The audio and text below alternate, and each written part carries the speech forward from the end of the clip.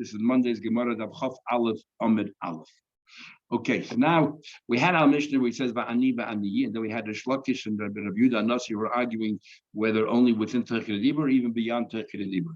However, now the Gemara asks a general question. The Mishnah might not be talking the same case as the Shlokish and Rabbi Yehuda and Rabbi Yehuda and Nazir, because it could be in our Mishnah when the second person, the first person said Va'ani, he's following the original. When the second person said Va'ani, is he following the second? Is the third person says Va'ani, is he following the second person, or when he said Va'ani, he's going back to the first original person who initiated in Naziris, and he said, "Oh, Va'ani," and now is he latching onto the original person, or is he latching onto the second person?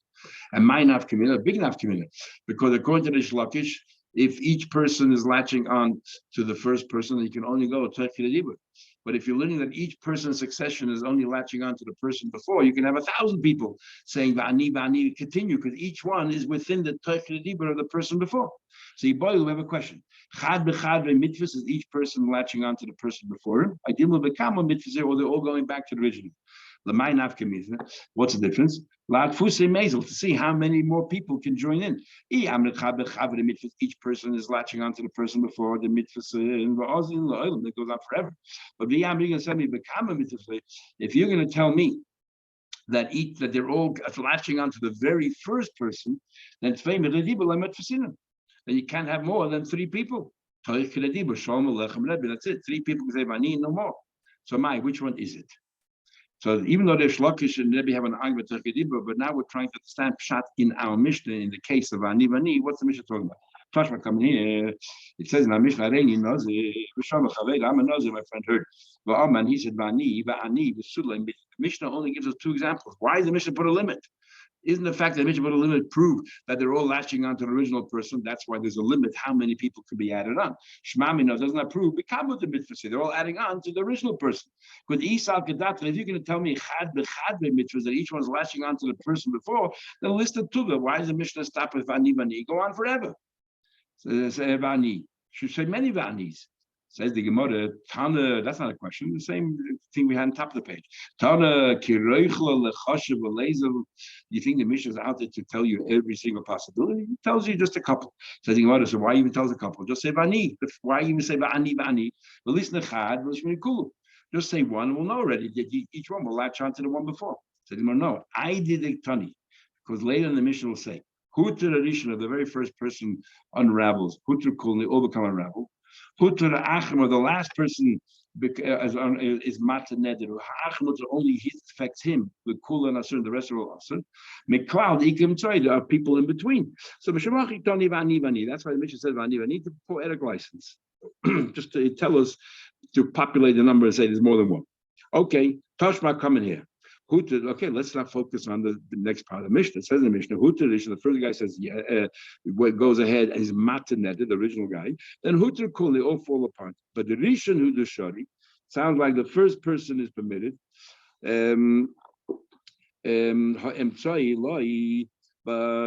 and it says, it seems from here, if the first person said, I want to unravel, then it unravels everybody. What about if the next person says, I want to unravel? It doesn't unravel everybody. Doesn't that prove that person number 3 is not latching onto person number 2? Because if person number 3 was latching onto person number 2, then when person number 2 is mata nedes, person number 3 also neder would be mutter. Sounds like person number 3 goes back to person number 1, and if person number 2 is mata neder, it doesn't affect anybody. Isn't that clear? That all the following people are going back to the original, and therefore you only allow the maximum of 3 people. No proof. No, each one latches onto the person before. No, so how come it only gives an example of the first person was mataned, all the people following him mutter? Even the second person mataned, all the people following him mutter. The idea the boy misne hutra kula, because the Mishnah wants to say that they're all mutter, that's only possible if the very first person was mataned.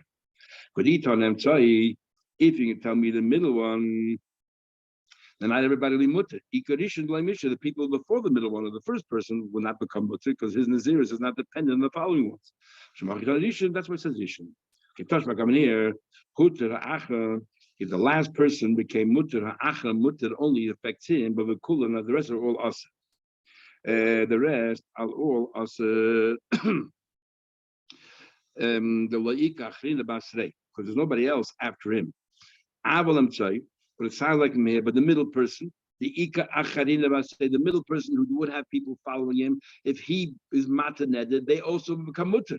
But if you're telling me that they all latch on to the original person, why the middle person would be Mataneded and the people following him will be mutter? They didn't latch on to the middle one, they latched on to the first person. Doesn't sound like clearly for me that each one is latching on to the person before, and therefore, if the middle person is mataneded, all those following him will become mutter as well. So they all go back to the very first person. My achren diktoni emtsoi. When it says achren, it means the middle person. Achren doesn't have to be the very last person. You decide achren means the last person.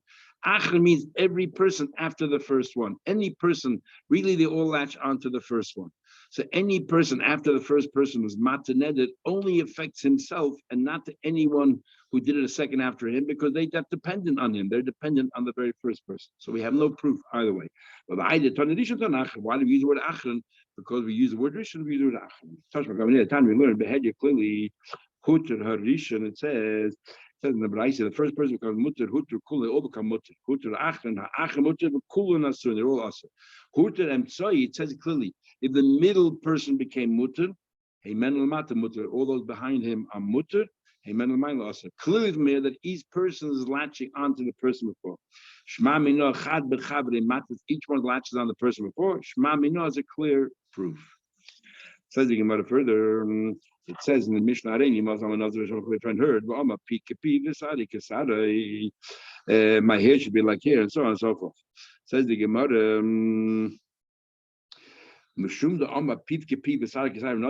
what kind of words is that? He says, my mouth should be like his mouth. And in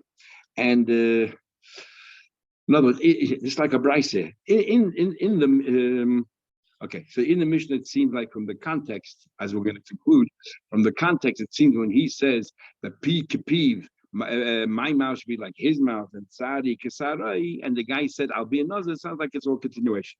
But I mean, I'll ask you a question. So the Braisa, Yodi Nazir, my hand should be a nazir, or Ragla Nazir, my foot should be a nazir, it's a meaningless statement. If you say Roy Shin is my entire head should be a nazir, or Kavei Din Nazir, my liver should be a nazir, Harez a nazir. Then you become a nazir. What's going on? Exactly. This is the rule. If you mention a limb that your life depends on it, so therefore this is me, myself, all of me. Okay, you become a nazir. The harei is a nazir. But if you say my hand, if you cut your hand off, you're still a nazir. Then it doesn't count. And the same thing with your hair. Your hair, if you cut your hair off, it's not your life is not dependent on it. So why do you become a nazir? Amar Yehuda says the Amar Hachi. He said like this: Yaseh piv kepiv meyayin. You spell it out. My mouth should be like his mouth from wine. The Braisa is talking about out of the blue. I initiated. I said my hand should be like. No, my hand should be a nazir. It's meaningless. But if a person said it'll be a nazir, then I follow him. I said that my mouth should be like his mouth for wine. Or sari kesari milagas, or my hair should be like his hair from shaving. So from the context, it's considered like yodas, like you started off saying a full statement, incomplete, and everyone agrees you become a nazir. Okay, harein is zida b'shor by lamani any yochla. The husband cannot get canceled. This now the Gemara has a discussion we mentioned earlier in yesterday's block. How do we understand the Mishnah why the husband cannot annul the nazirus of his wife if he said va'ani?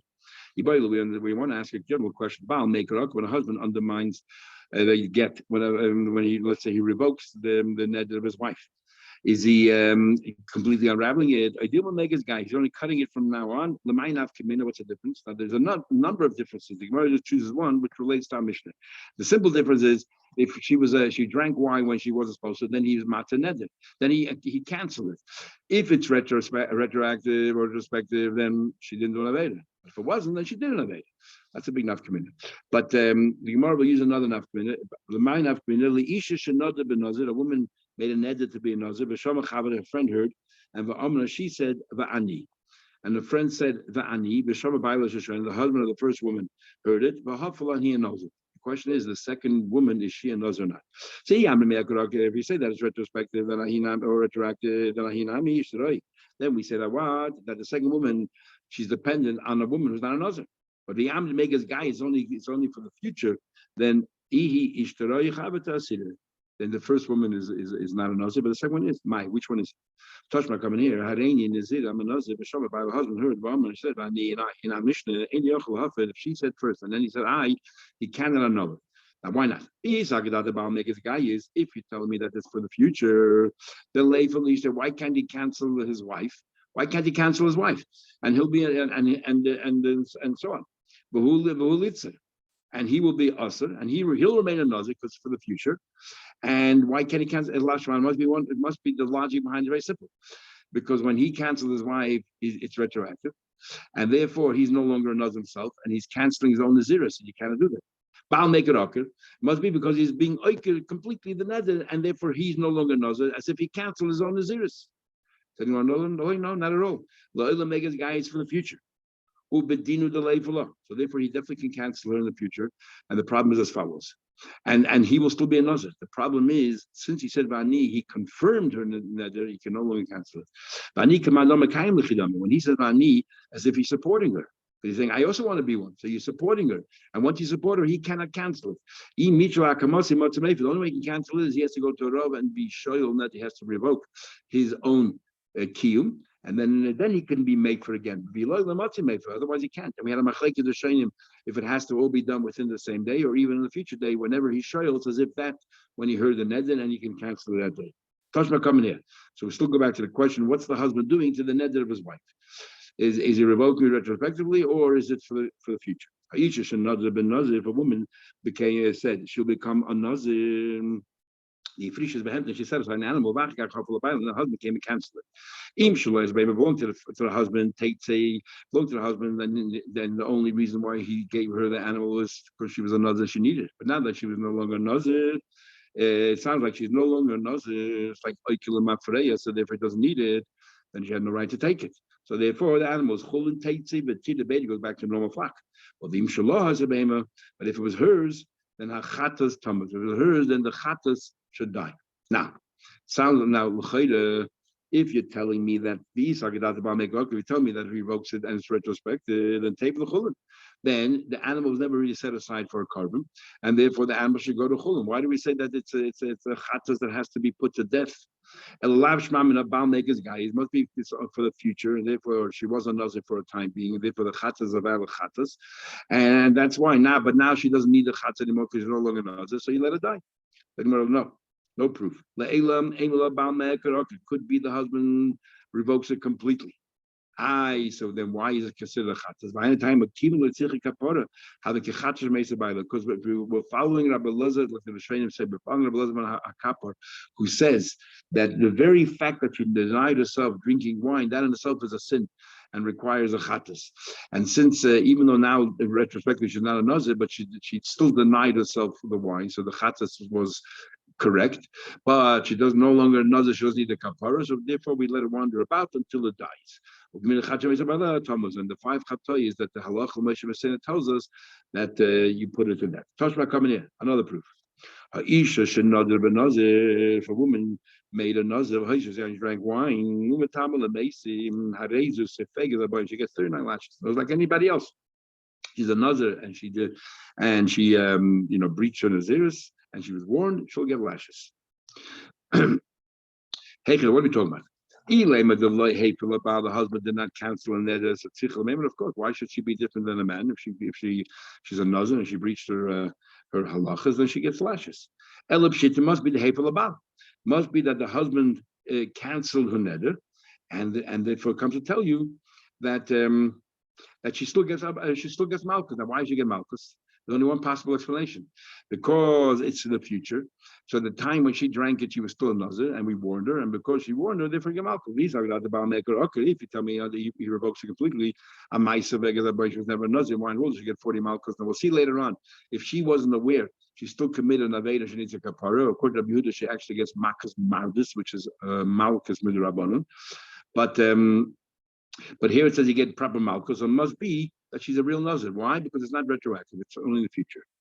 Must be for the future. Going back and forth. Maybe Baal Maker revokes it completely. He revokes it completely. You're telling, and this part of the Mishnah that she gets lashes is talking about the husband did not revoke it. So therefore, she's a full-fledged Nazir. She was born, she gets malchus. I asked me questions. So what's the chiddush in the Mishnah? You're right, there's no chiddush. But because of the sefer, what's the sefer? There is a chiddush. So we also mentioned the contrast is this. What's the sefer? If you're telling sefer, hey, for Labaila, he canceled it. He lo yoda. She had no idea that he canceled it.